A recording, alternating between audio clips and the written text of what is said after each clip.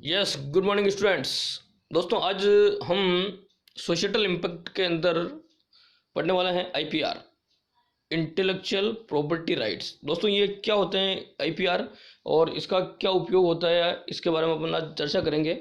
You must have heard the word property. आपने property के तो बारे में सुना ही होगा। It is generally used to mean a position और more specifically something on which the power has legal rights.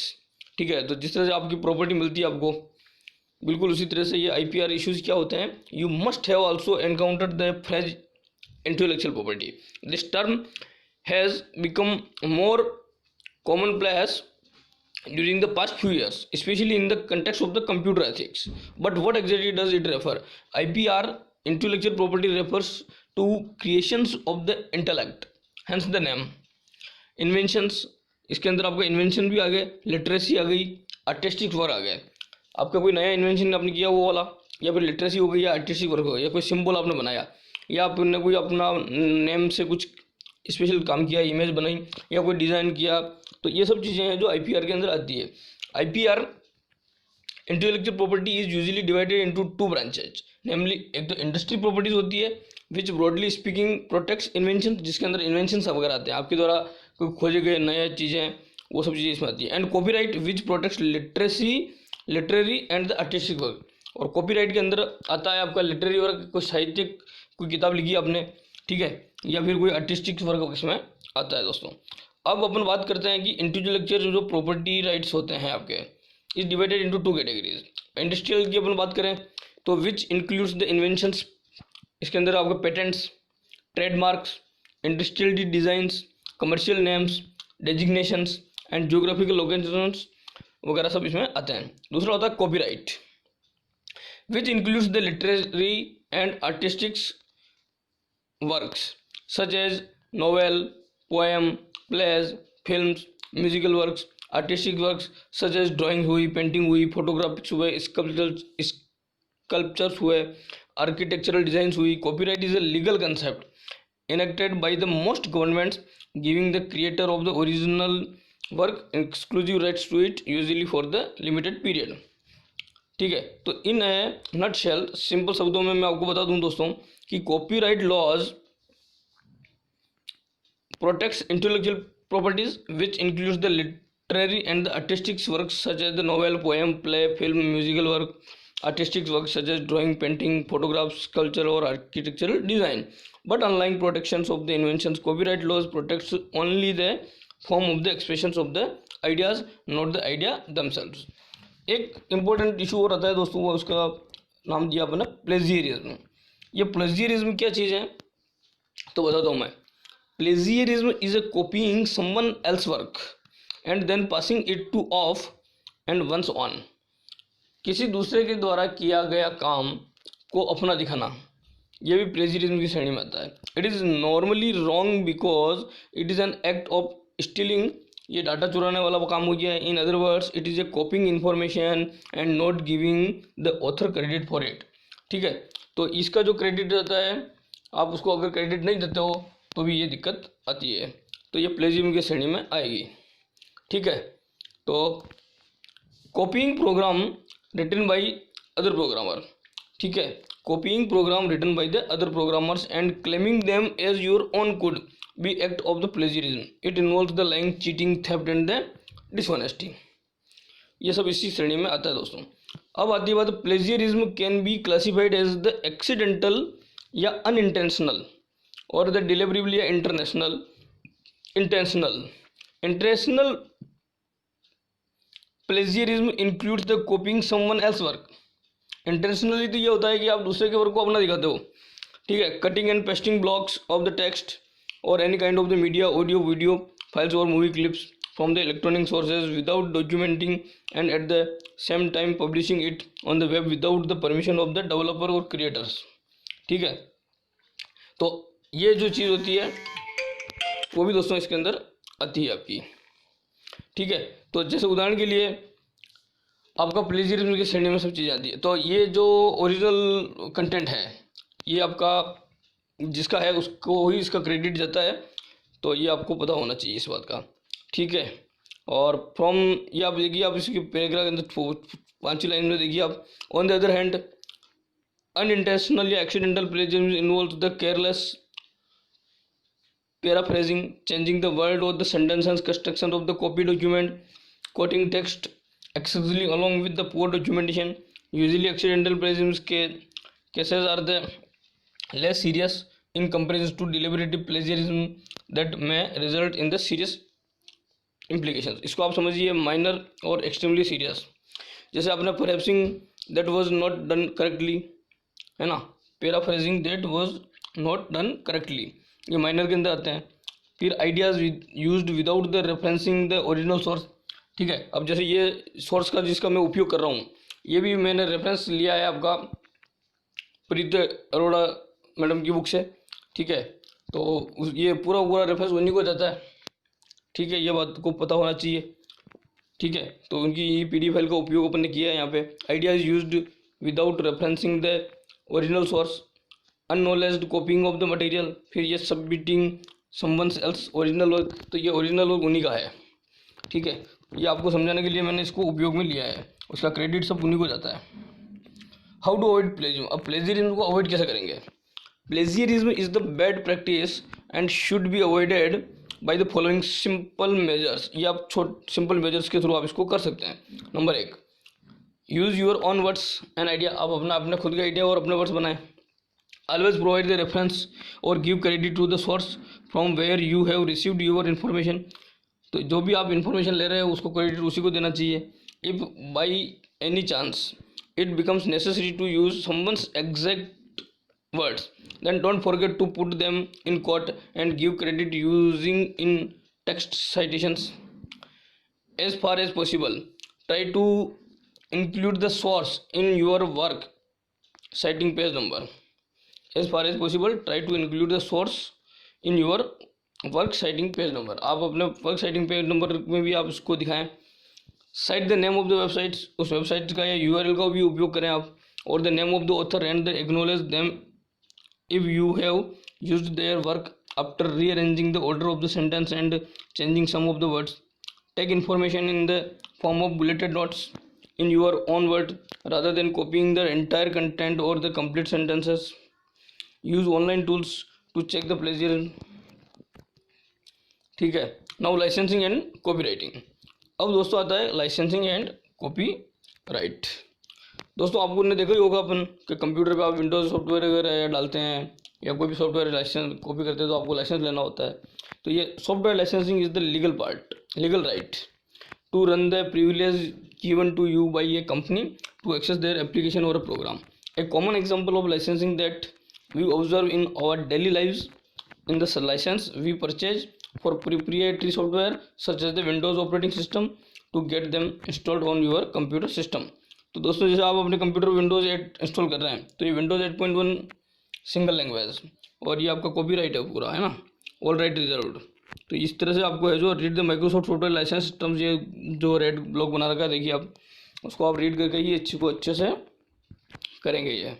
फिर दोस्तों बात आती है the given figure shows Windows 8 as a copyright of the Microsoft, which indicates that this software is the licensed product of the Microsoft। ये Microsoft का licence का Microsoft का licence product है and has to be legally purchased for use।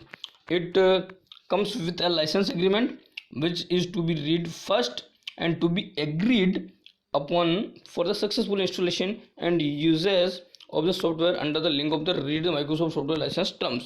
तो दोस्तों इसमें आपको ये टर्म्स पढ़ने के बाद ओके करना होता है। as soon as you click on this link or you get the CL license agreement with terms and the conditions। A license agreement governs the use of the license software or license agreements typically allow the software to run on the limited numbers of the computers and allow copy to be made through solely of the backup purpose। Advantage of the using license software. अब license software का उपयोग करेंगे तो क्या फायदा है इसका। तो it is always good to use the license software as licensing providing the advantage while working with these software. By using license software you are able to contribute to further development of the program or you are using ठीक है, आप licence का उपयोग करते हैं तो उसका उपयोग आप कर पाएंगे। It also helps the economy generate, ये इकोनॉमी जनरेट में भी उपयोग होता है। Not just computer related jobs but opportunity for the other people business whose work in the dependent on the related technology, उनको भी फायदा होता है। दूसरा है apart from the legal obligation to use license software it comes with original support not found in the pirated software. Thus, licenses provide rules and guidelines for the others to use your work. For example, open source license help others to contribute to your work or project without seeking the special individual permission to do. License can be further classified into the two types. ये भी दो भागों में होते हैं दोस्तों। The basis of the criteria of their use is the pre-priority software and in the free and open source software license. ये दो तरह के लाइसेंस आपसे काम में आते हैं। अब बात आती है कि इन प्री प्रायोरिटी सॉफ्टवेयर में क्या होता है। In proprietary software licenses, software license दो तरह के होते हैं आपके, legal govern use distribution, proprietary और द फ्री। ये प्री प्रायोरिटी सॉफ्टवेयर होता है, जैसे आप फिगर में देख पाएंगे फ्लो चार्ट के अंदर। इस फ्लो चार्ट में आपसे क्लियर हो जाएगा दोस्तों कि grant use but not ownership. Proprietary में आपको यूज़ तो कर सकते हो लेकिन ऑनरशिप नहीं मिलती है, और उसमें ग्रांट यूज एंड रीडिस्ट्रीब्यूशन का अधिकार आपको फ्री में होता है। ठीक है, फ्री वाले भी दो तरह के होते हैं, कॉपी लेफ्ट लाइसेंस और प्रीमिसिव लाइसेंसेस। इसके बारे में अपन बात करेंगे अभी। अब अपन पैरा को चलते हैं। In proprietary license exclusive rights in the software and retained with the owner developer publisher और the reserve all the freedoms and the rights to use the distribute this proprietary software. Violation of the proprietary license amounts to copyright infringements. They restrict the inspection, modification in the source code or the further distribution. तो ये proprietary software में ये problem होती है कि ये आपको है जो आपका इनका कोड अवेलेबल नहीं कराते हैं। तो the restrict inspection, modification source of code और द फर्दर डिस्ट्रीब्यूशन का रेस्ट्रिक्शन होता है। हाउएवर फ्रीवेयर का मतलब होता है no cost software can be distributed using the proprietary license और most commercially available software are covered under the pre-priority licenses. On the other hand, free and open source जो software होते हैं refers to the software that users can safely run. User इनको safely run कर पाएंगे, adapt कर पाएंगे, redistribute without the legal restraint and which emphasizes on the freedom. Open source software is the software with source code that is publicly available under the license that gives user the right to study, change and distribute that software and emphasizing on the security, cost saving and transparency. ये सब फायदे इसमें आपको होते हैं। Hence the free and open source software, जिसको अपन short में FOSS बोलते हैं, FOSS, free and open source, allows using the copying, studying, modifying the software and the source code to be openly shared so that the people are encouraged to voluntarily improve the design of the software. ठीक है, अब बात करते हैं NOSS यानी open source software refers to the freedom to use, share and modify the source code and allow copyright to other users. OSS is further categorized as a permissive or copyleft, है ना। ये copyleft licence भी OSS के अंदर आते हैं। Permissive licenses provide a royalty free license to do the virtually anything with the source code. The permit using the copying, modifying, merging, publishing, redistributing, sub licensing or the selling, but distributions can only be made without the source code, as source code modifications can be lead to permissive licensing violation.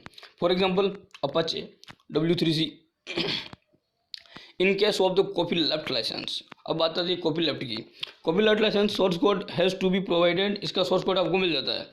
Also distribution and the modification of the source code is permitted. Example include the GPL General Public License, Creative Commons License और the आपका Lesser General Public License, Mozilla Public License MPL etc. ये सब है जो आपको free software provide करवाते हैं आपको। Let us discuss about the feature of the OSS license. सबसे पहले GPL, ये आपका जो GPL होते हैं दोस्तों, GPL ये दो तरह के होते हैं। कॉपिंग द सॉफ्टवेयर है the following criteria. Copying the software, ये आपको सॉफ्टवेयर को कॉपी करने का देते हैं अधिकार। ठीक है, there is no limit to copying code. ठीक है, और you can copy it your own server, on your client server and other work station anywhere. Distribution, आप इसको डिस्ट्रीब्यूट भी आराम से कर सकते हैं योर थंब और hard drive. You can distribute code under the license. ठीक है दोस्तों, अब बात आती है कि चार्ज ए फ्री, और ये charge fee, charge a fee. You can charge someone for the software but remember to give them a copy of GNU GPL। SCG creative commons license, ये क्रिएटिव कॉमन्स होते हैं, इनकी जो लाइसेंस की जो 4 basic part हैं वो हैं accreditation, shared with CC, non commercial और नो डेरिवेटिव वर्क्स। ठीक है, तो एक्रीडिशन, तो author must be acknowledge as the creator of the work और to work can be modified, distribute और कॉपीड। शेयर्ड विद CC, अब ये जो आपका इसको CC लाइसेंस के साथ भी इसको आप शेयर करेंगे। ये नॉन कमर्शियल है, work can be modified and the distribute but not for the commercial purpose. और no derivative work, you can copy और distribute the license work but can't modify it. अब अपाचे, ये Apache जो दोस्तों है आपका, इसके भी बारे में बात कर लेते हैं अपन। Apache license offers rights never ending, इसमें भी आपको राइट्स कभी एंड नहीं होते हैं आपके। World wide authority of rights होती है इसके अंदर आपका, और rights for no fee and royalty, और राइट्स आर इरिकवरेबल। तो एक बार देख लेते हैं अपन। पहला है आपका rights never ending, once the rights under Apache license have been granted you can not continue to use them for ever, और there is no need to renew them. और वर्ल्ड वाइड ऑथोरिटी राइट होती है इसमें, even the rights are granted in one country automatically और they are considered as granted to the all countries. फिर आता है rights for no fee और royalty, any charge neither up front nor per usage और any other basis is applicable. Rights are irrecoverable, एक होता है इसमें राइट्स आर इरिकवरेबल, होता है इसमें इरोगेबल। No one can ever tell you that your derivatives of the code that was licensed under the license can't be in the any more। तो ये भी आपका अपाचे का। अब लास्ट एंड फाइनल टॉपिक इसी का है, जो डिफरेंस बिटवीन लाइसेंसिंग और कॉपीराइट में क्या अंतर है, इस बारे में अपन दोस्तों लास्ट बात करते हैं। तो देख लीजिए आप, copyright is a type of the intellectual property protection. Copyright तो एक IPR का टाइप है, and licensing is a kind of the, जबकि लाइसेंसिंग क्या है, वो is a kind of risk control measure that can be applied to control copyright and less exposure, so the licensor copyright owner can grant permission that usually takes the form of the license agreement to use its copyright material। ठीक है, तो copyright जो है वो अब IPR है, होता है IPR का पार्ट होता है, और licensing is the kind of risk control measure होता है। ठीक है, जो कॉपीराइट और लेस एक्सपोजर के लिए काम करता है। This agreement specifies that the exact material to be used, purpose of the work and the duration of the license. तो दोस्तों ये मुझे उम्मीद है कि आपको ये आज का टॉपिक बहुत अच्छे से समझ में आया होगा, और इन्फॉर्मेशन तड़का पर मैं आपको आपका अपना यूट्यूब चैनल है, इसको आप शेयर करें, लाइक करें, कमेंट करें और सब्सक्राइब करें। Thank you very much.